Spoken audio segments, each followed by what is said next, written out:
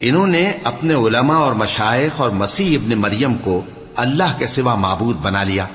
حالانکہ ان کو یہ حکم دیا گیا تھا کہ معبود واحد کے سوا کسی کی عبادت نہ کریں، اس کے سوا کوئی معبود نہیں، اور وہ ان لوگوں کے شریک مقرر کرنے سے پاک ہے۔ یہ چاہتے ہیں کہ اللہ کے نور کو اپنے منہ سے پھونک مار کر بجھا دیں،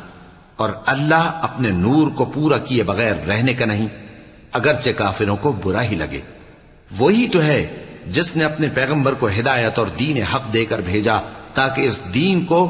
دنیا کے تمام دینوں پر غالب کرے، اگرچہ کافر ناخوش ہی ہوں۔ مومنوں، اہل کتاب کے بہت سے عالم اور مشائخ لوگوں کا مال ناحق کھاتے اور ان کو اللہ کی راہ سے روکتے ہیں، اور جو لوگ سونا اور چاندی جمع کرتے ہیں اور اس کو اللہ کے راستے میں خرچ نہیں کرتے، ان کو اس دن کے عذاب علیم کی خبر سنا دو